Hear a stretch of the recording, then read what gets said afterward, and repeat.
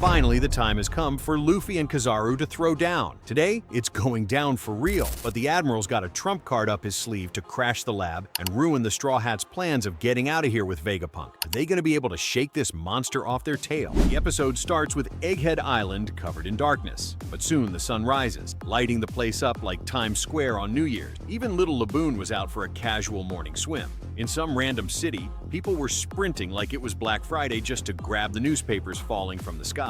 And the headlines? Bro, they broke the internet. First, they said Grandpa Garp vanished in Hachinosu. Then they dropped the bomb that Emperor Straw Hat Luffy took a bunch of hostages at Egghead. Back at Makino's bar in East Blue, the crowd was in denial. Nobody was buying either of those stories. While everyone was panicking, the mayor told them to chill. Garp's a living legend, and legends don't die easy. But our clown brain buddy was losing it so bad, he started cursing out Makino's baby. The baby laughed anyway when he looked at Luffy's face on the paper. The mountain bandits were stressing hard because no one ever comes back from Pirate Island. Even Dadan told them to shut up, while she tried to figure out what Luffy and Garp were up to. And yeah, she was bawling like a telenovela villain. Suddenly, birds started fleeing and the ground shook like Big Mom tripped in stilettos. It was so insane that after the quake, a tsunami rolled in like it wanted a rematch. This was labeled the biggest earthquake in recorded history. Poor Laboon almost drowned again. People screamed to run for the hills, but it was already too late. And guess who were the only folks not worried about any of it? That's right, the Celestial Dragon, chilling in their sky castles without a care in the world. This megaquake happened 6 days after the kingdom of Lulusia got Thanos snapped off the map. Navy reports said Lulusia was now just a big old hole in the sea. And you already know who's behind all this chaos. Yeah, that guy. Thanks to Imusama's Earthquake DLC, sea levels rose by a whole meter worldwide. On the land of three-legged ladies, the beaches disappeared overnight. Some islands sank, and sharks were casually swimming into people's living room. The fishermen, they were just happy it might be a good day to catch dinner. Priorities, man. Meanwhile, back at Egghead, a fleet of 100 Navy warships had rolled up, packed with over 30,000 troops. They were led by 9 vice admirals, with faces like they'd just bitten into a lemon, except for Doll, cause she's fine as hell. And of course, the troublemaker Kizaru showed up to crash the party. Invading Egghead wasn't going to be easy, because the Sea Beast Mekas were putting in work on those clowns. That is, until Kizaru showed up and blasted a hole straight through a poor Robo-Giraffe's chest. Fluffy King Sentomaru yelled not to attack the Navy's own Sea Beast, but Mr. Slowpoke Brain said it wasn't his fault. They attacked first. After a solid 10 seconds of work, he went full gamer mode and slurped up a cup of chicken-flavored ramen. The island was crawling with Mark III pacifistas under Sentomaru's command. Kizaru told him to quit playing and just rejoin the Navy already, but Sentomaru said there's no mercy if they try to set foot on this island. He said Uncle Punk developed the pacifista laser tech by studying Kizaru's powers and never imagined that shiny old man would come to erase him. But Kizaru replied that digging into the Void Century is a crime. Not even he can look past that. He said he's just a puppet for the Navy and didn't want to kill his best friend. And guess whose fault it all is? The Straw Hats, of course, for stopping Rob Lucci from giving Vegapunk a buzz cut. But of course, what hit the front page was the complete opposite of what really happened. They said the Straw Hats took Dr. Vegapunk hostage and barricaded themselves inside. And that clown Saturn was loving the fake news Morgans cooked up. One of the world government's bootlickers reported that the CP0 agents and the rest of their squad got clapped by Sentomaru. And with that unbreakable barrier, nobody could go in or out of the lab. Saturn asked where the tech staff and workers of Egghead were. A Marine replied they had already evacuated, and their ships were spotted. So Saturn, being the wholesome grandpa he is, said they might know too much and ordered all their ships sunk. The soldier also mentioned Bonnie was with the Straw Hats, but Saturn couldn't care less. He said she's just a little girl and not needed anymore, so spare her. Oh, so Bonnie gets the baby girl pass, but thousands of innocent Egghead researchers gotta go Titanic? This old man's a straight-up villain. Right after that, Kizaru's men intercepted a transmission coming from inside Egghead. The Admiral whipped out his fancy Rolex Dendenmushi and tapped in. Turns out it was York calling Mary Joise, asking why the Gorosei were trying to off her too, since she was the one who snitched on Stella in the first place. But the bearded boomers weren't buying it and said she's still a Vegapunk, so she had to go. York clapped back, saying if she cared about the Void Century, she wouldn't have handed them that juicy info. The old dudes started grilling her, and she laughed like a Bond villain, saying Egghead belonged to her now. She even threatened, bragging that the Seraphim would stomp anyone who tried to get cute. Asked if they really wanted to start a war with her. Bold move, York. That's when Jupiter said they changed their mind. and asked if she could recreate the Mother Flame, aka that cute little firecracker that vaporized the kingdom of Lelouchia. York started cackling, saying she knew they'd need her eventually. She told him the only power plant that can make the Mother Flame is on Egghead, so if they even scratch her or the lab, they lose the deadliest weapon on the planet. The Gorosei agreed to protect York, and even offered to make her a celestial dragon. After all that, she started crying and begged them to get her out of there ASAP, screaming that Luffy was going to end her. Did she really think she'd get away with everything she pulled? Adorable. Meanwhile, Luffy was casually munching a steak while Zoro asked what they should do with York now that she's useless, and York was screeching for someone to come wipe out those damn straw hats already. Even Nami had the Glock out, ready to pop a cap in that tin can trader's CPU. Luffy said they could just use her as a human shield to escape, and the squad was chilling so hard that Giga Sim Sanji was out there flipping pancakes for Bonnie. Robin was looking rough, but our Doc Chopper was patching her up. She'll be fine, and it was thanks to her that Vegapunk was still in one piece. The crew still couldn't believe that Soda Can York fooled every other Vegapunk on her own. Usopp said there's no way they're escaping this island, but our boy Luffy just flashed a smile like it's just another Tuesday. He grabbed the Denden Mushi and ran straight at York, saying they're using her to force their way out of here. Luffy snatched the Denden Mushi and yelled, "My name's Monkey D. Luffy, and I'm gonna be king of the pirate." He said they teamed up with Dr. Vegapunk, and if they wanted York's head to stay attached, they better pull their troops back. Meanwhile, York was bawling her eyes out, begging for someone to save her like she was in a telenovela. And the Marines were already whispering that Straw Hat Luffy might actually be as wild as the rumors say. Vivi was shocked out of her mind since she'd been defending the guy non-stop. The Gorosei started asking which agents were still alive in the lab, and just as Luffy was about to answer, Robin clapped a hand over his mouth and hung up the Denden Mushi, yelling for him to stop being a dummy. She told him not to just hand intel to the enemy like it's free sample, but in Luffy's head, that call was gonna scare the Navy into leaving. Usopp told him to stop underestimating the Marines like they're mall cops. Saturn said they only needed to protect 3 things: York, the Punk Records, aka Vegapunk's big brain, and the power plant for the Mother Flame. Anything else? Trash tier. Doesn't matter. A Marine said Rob Lucci's squad was still on site, but Saturn was already going full anime villain, mumbling that humans are like cockroaches. Even if you squash a bunch, they keep popping back up. York reminded everyone she made a deal with the Gorosei, so if they laid a finger on her, the whole island would get nuked just like Ohara. That triggered Nami, who Thor hammered York right in the dome for talking that nonsense in front of Robin. York tried to act tough, saying she'd tell the Gorosei, but Nami didn't give a single damn. Zoro told her to chill since York was unarmed, but they forgot the most dangerous weapon she had: her mouth. Robin said she was feeling way better thanks to Chopper, and the little guy looked like he was about to launch fireworks out his ears from the parade. Vegapunk thanked Robin too, since she literally saved his life from getting blown to bits by York's cannon. Chopper said Usopp helped out by holding off the Seraphim. Usopp tried to act cool, but admitted he was just looking for Zoro when he bumped into those demon kids, and still got wrecked, only to be saved by Zoro himself. Kaku told him to zip it, but the man's spine cracked like a glow stick. Rob Lucci told him to just go take a nap already. Lilith was crying louder than a baby at 3 a.m., saying Shaka, Pythagoras, and Edison were all toast. But Metalhead told her to get it together, because he was still alive and kicking. Usopp told her to shut it so he could hear what's going on in the basement. The CP0 agents were shouting thanks for the food the Straw Hats gave them. Others told them to stop screaming thank yous to the enemy out loud. Now they wanted out. Anywhere but here, because the Seraphim had them shaking in their boots. Usopp asked if they'd be okay, and Vegapunk said of course they would. He trapped the Seraphim in bubbles made from the same material as the Mark III pacifistas, strong enough to eat explosions for breakfast, and they were coated in sea stone too. Minnie Mihawk was fuming that they dared trap him in bubble wrap. Essie Snake told them to quit whining since she hadn't been ordered to vaporize anyone yet. Frankie thanked her for unpetrifying him, and Vegapunk found that weird because he never programmed her to do that. But she just got all blushy, saying it was Luffy who grabbed her and asked her to undo it for his crewmates. Jinbei cracked up, saying she was just like the real Hancock. Then Nami said the weapon Lilith gave them was clutch. She even saved Sanji by trapping S-Shark in a giant bubble. Luffy went to thank S-Snake, and she nearly had a heart attack thinking he said, "I love you." Atlas tried opening the barrier again, and yep, failed miserably. They were still stuck on that island unless someone could shut down that unbreakable wall. York started laughing in their faces, saying it was useless. She locked it with a passcode and didn't share it with the other brains. Lilith was about to go full volcano mode and knock that traitor into next week, but York just kept bragging that the world government and that code were her insurance policy. Luffy couldn't believe all that speechifying was for nothing. Usopp was like, "Told ya." Obviously, the world government was never gonna let them escape that easily. It's not called One Piece for a reason.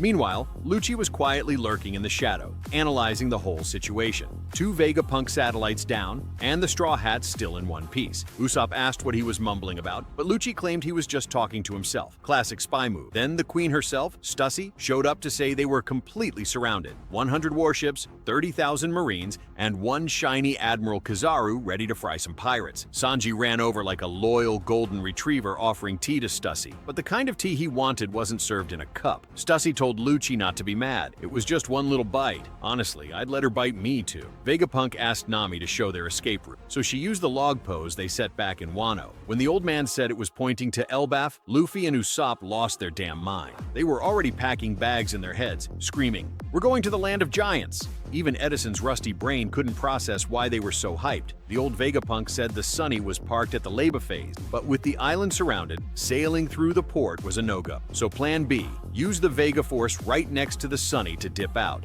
The dream was to fly over the Navy ships, but the bot could only fly inside Egghead. Outside, it'd drop like a rock. Frankie said, "No worries, because the Sunny could launch itself a full kilometer." Even Einstein's ghost would have fainted after hearing that. When he heard the Sunny runs on cola, the old man's eyes sparkled like he just discovered liquid gold. So yep, that was the plan. But first, someone had to disable the island's barrier. And York, still giggling like a Disney villain, refusing to spill the code. But never underestimate a Vegapunk, my dude. The crew put their heads together and started hacking the system like a bunch of cyber pirates. Frankie wasn't gonna miss out. He told Lilith he was coming along to show her his upgraded bazooka. Luffy and Bonnie were ready too. Can't let anything stop them from hitting Elbaf. They jumped straight off the lab like maniacs with no parachute, trusting the cloud ground to break their fall. Peak Straw Hat behavior. They rushed off to move the Sunny to the island's backside, since that barrier could go down any second. Timing was everything. Lilith was beyond excited. It'd be her first time leaving Egghead.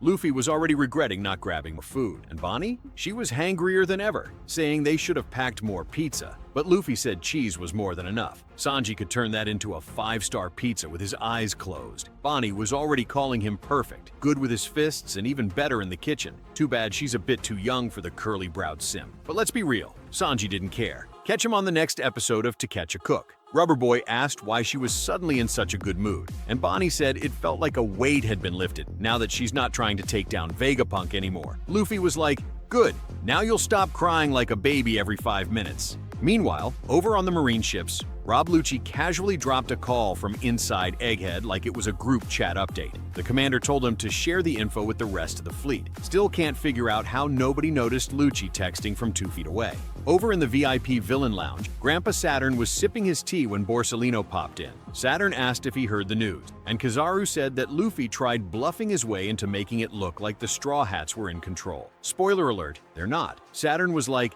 "Can't you phase through the barrier? It's made of light and you literally are light." Kizaru said sure, but the barrier's being guarded by his old buddy Sentomaru. Saturn said to just ignore the guy, but Kizaru wasn't having it. He's not about to throw hands with someone that used to share his ramen packet. Plus, if they touch Sentomaru, the Sea Beasts and 50 Mark III pacifistas would turn the entire Navy fleet into a seafood platter. Saturn then asked if Kizaru at least knew where the energy plant was, and Borsalino said Lucci already sent all the intel they needed. That's one sneaky kitty. Back on deck, every Marine soldier started suiting up like it was the Super Bowl. They called in the Rokushiki squad and prepped to bust out the CP0 agents, who honestly were living better than anyone else on that ship. The cookie-faced guy said their bullets would just tickle the pacifistas, so the sea monsters were the real target. Luffy was bouncing around on the cloud floor like it was a trampoline park, while Frankie kept yelling not to forget the mission. After all that running, they finally made it to the Sunny. Kizaru locked eyes with the Sea Beast, and Sentomaru immediately knew something was up.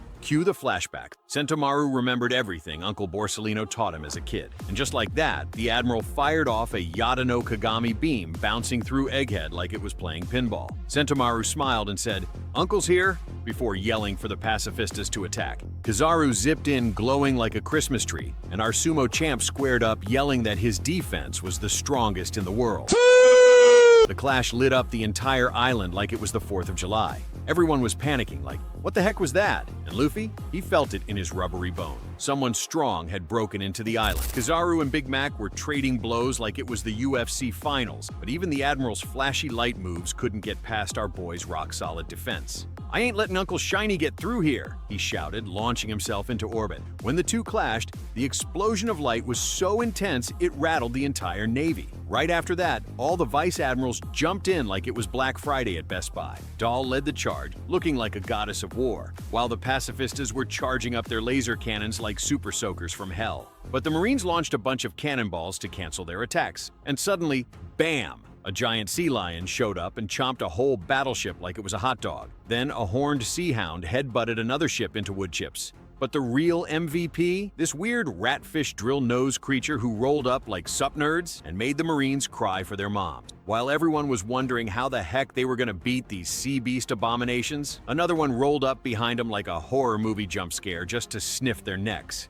And just when things looked hopeless, Vice Admiral Peanut Head showed up and landed a Detroit smash straight to that cow monster's jaw. One of the Mark III pacifistas tried to snipe a ship, but Dahl came flying in with a high heel to the face. Honestly, if she stepped on me, I'd thank her, but it'd be a one-time blessing, because her second kick turned that poor cyborg into space junk. The other Vice Admirals weren't playing either. They were dismantling the Navy's own most powerful weapons like it was open mic night at the Roast Club. Meanwhile, Usopp was panicking harder than a raccoon in a trash can. "They're invading!" he screamed. Vegapunk was confused, like, "Bro, I left 50 pacifistas with Sentomaru. What happened?" Then they saw Kizaru's smug face on camera and flashbacked to that Sabaody trauma real quick. York was cackling in the corner like a villainess on Twitter, but Zoro shut her up with one glare like, "Keep talking and you're the next sashimi." Back outside, Sentomaru went for a Thunderslap trademark, but Kizaru casually Matrix dodged it. Vegapunk was apologizing like, "Sorry for dragging you into this," and told him he'd understand if he ran. But Edison jumped in like, "Quit whining and go find that dang barrier code already." Sentomaru didn't know where to look first when bam! Kizaru came flying in with a knee that turned him into wall art. And before the guy could even exhale, Kizaru hit him with a Yasakani no Magatama that turned the ground into Swiss cheese. Still running, Sentomaru shouted, "I'm sorry, but I promised Luffy that I would protect Vegapunk." Kizaru asked since when he was besties with pirates, but Sentomaru grabbed his axe and screamed, "Vegapunk's my savior. I'll fight anyone for him, even the Navy." He sliced through Kizaru clean in half. But oops, he's made of light. Man reassembled like a glow stick. Cue flashback. Once upon a time, Kizaru and Vegapunk were hiking when they found some bears. Except those bears had been whooped by a chubby little kid who looked like a sumo beanbag. Kizaru asked where he was from, and the kid yelled, "I hate my village. They're all wimps and I'm never going back." Translation: he got kicked out. Then the boy yelled, "I'm strong and never hungry, but I want to work to buy rice ball." And all the Marines burst out laughing like he just won America's Got Talent. But Vegapunk saw potential and offered him a job as his personal bouncer. The boy said yes, stomach growling and all. Later, he ran up to Kizaru like, "Uncle, how do I protect Grandpa Punk?" And Kizaru taught him everything he knew. While he was spacing out, Kung Fu Panda landed a solid right hook to snap him back to reality. But Kizaru said his defense is just as tough as that kid's, only to blast him in the face with a laser that floored him and leveled half the island. Yikes. Standing in the flames, Kizaru took command of the pacifistas and declared, "Your boss is unconscious. New orders, sink the Sea Beast weapons. We're Navy now." Those guys switched sides faster than you can say justice, and next thing you know, bam! They shoot the Sea Beast right in the back just before it could wreck one of the warships. The Marines were absolutely stunned, and the Sea Beasts looked even more confused, like, "Bro, we were teammates 5 minutes ago." Then a Vice Admiral ran to tell Saturn that someone hijacked the pacifistas, and when the big-nosed guy said Sentomaru had been turned into grilled bacon, everyone started panicking hard. Because if a tank like him got smoked, it means Kizaru wasn't pulling any punches. With tears in his eyes, Vegapunk shouted for them to shut down the defense system. Sentomaru's sacrifice couldn't be in vain. But of course, York was in the back giggling like a Disney villain, reminding everyone she's also a Vegapunk. So good luck with that, folks. Vegapunk calmly dropped the bomb. Kizaru's made of light. He can waltz into that lab whenever he wants. Usopp's soul nearly left his body. Meanwhile, Kizaru said he was dying to see the Straw Hats again and headed over for a friendly reunion. But time was ticking, because the crew was already rolling out of the island with the Vega Force. Lilith was piloting like a pro while Bonnie and Luffy stuffed their faces. Can't go to war on an empty stomach, right? Suddenly, alarms started blaring and Lilith was like, "No way! This place is supposed to be Fort Knox." But Kizaru sliced through that barrier like a hot knife through a stick of butter, announcing that his job was to protect the energy plant, Punk Records York, and maybe an old friend, and destroy Dr. Vegapunk. The Straw Hats outside lost it. They were stuck out there with Kizaru. They scrambled to warn Luffy through the Dendenmushi. Meanwhile, Rob Lucci, the traitorous tiger, was sitting there like a snake in the grass, waiting for his moment. Stussy was sipping her tea in peace when, bam! Lucci went full stealth mode and tried to finger blast Vegapunk in the pancreas. Stussy took the hit like a legend and hit the floor with a dramatic flop worthy of an Oscar. Sanji immediately borrowed Nami's bubble gun and trapped Kaku like a clown at a birthday party. And then Zoro launched himself at Lucci with all the fury of a swordsman who's had one too many protein shakes, mocking his excitement over a new ally. Lucci tried to flex, saying with him and Kizaru, the Straw Hats were toast. But Zoro clapped back and slammed him so hard into the wall that they both crashed out of the lab. From the skies, Kizaru spotted the Vega Force sneaking around and finally understood why the Sunny wasn't at the port. Frankie was low-key leaking oil out of fear. But when he turned to ask Luffy what the plan was, the rubber monkey was already sprinting toward the fight with a giant grin. Before Kizaru could say, "Hi," Luffy launched a kick so fast it could have cracked the sound barrier. Borsalino called him rude, but Luffy shouted, "In the last 2 years, we got 100 times stronger." Just a day ago, there were explosions going off in Mary Joyce. Soldiers were screaming that the invincible slave was back, baby. One of those pompous Tenryubito was yelling to stop that freak show already.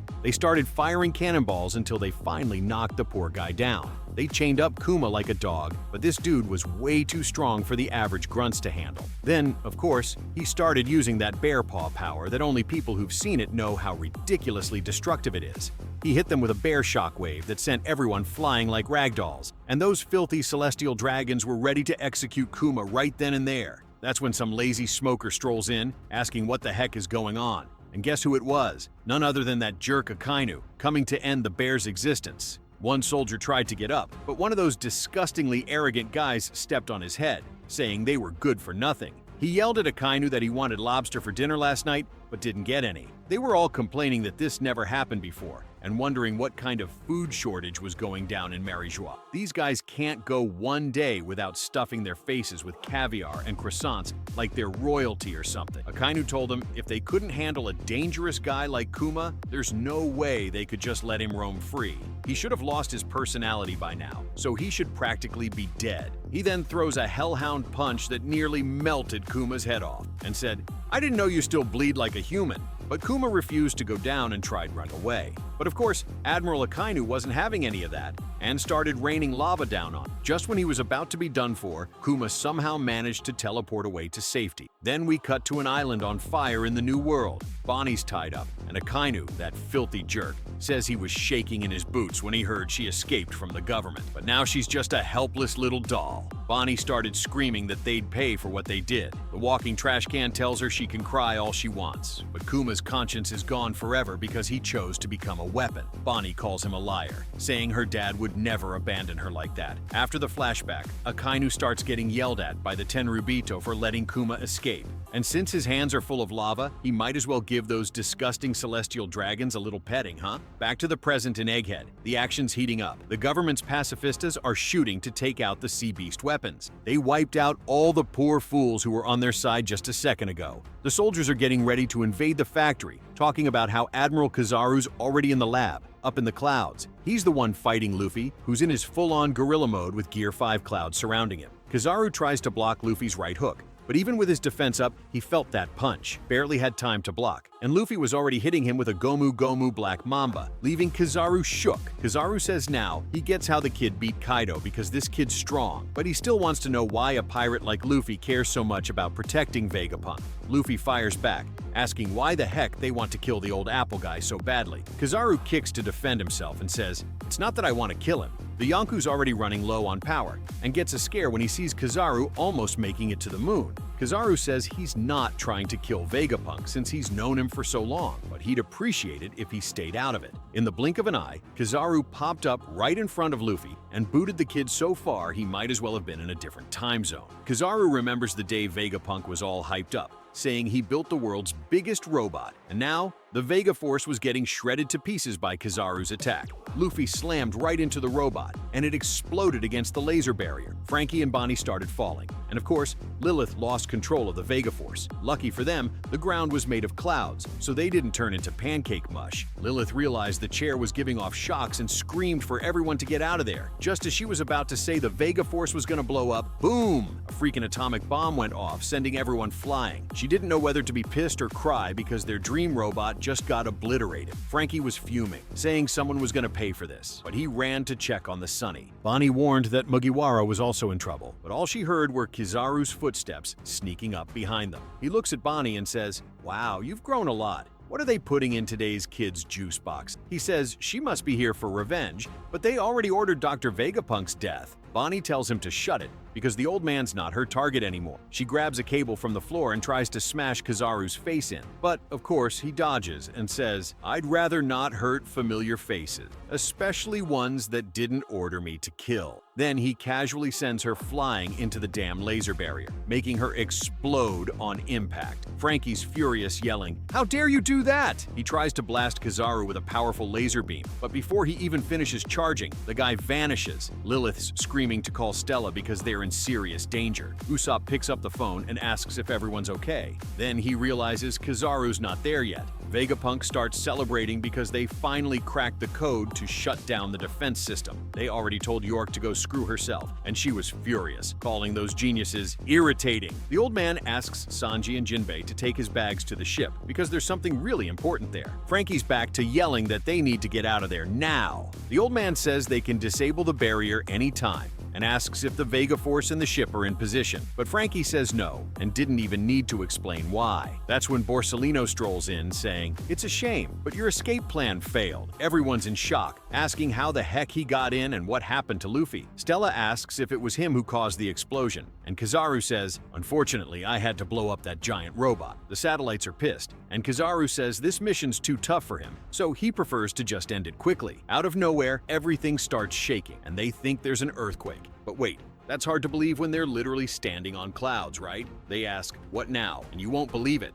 Luffy's over there all twisted up, saying it's super hot in this barrier. Then, boom! He activates Gear 5 and starts cracking up, saying, "I'm back!" Kizaru can't even believe what he's hearing, and Luffy starts hopping from tree to tree like Tarzan, rushing straight to the lab. Everyone's losing it, and the Vegapunks are jaw-dropped when they see a giant hand snatching Kizaru up. Everyone's eyes go wide like they did when they saw Gear 5 for the first time in Wano. Even Brook, who doesn't even have eyes. And there's Luffy with the biggest grin saying, "That punch was pretty strong." He thanks Kizaru for beating him up. He says he crashed into the barrier twice and thought he was going to get shredded into bits. And the episode ends with the big robot Emeth waking up from its 200-year beauty sleep. Next episode, we're in for a real showdown between two powerhouses with superhuman ability. A battle at such high speeds, the mere humans will have to slow it down to keep up. And don't forget the long-awaited brawl between Zoro the Swordsman and Rob Lucci the Deadbeat. The title of the next episode is Luffy vs. Kizaru, a frenzied kaleidoscopic battle. My dude, what an episode. Just when the crew was about to escape,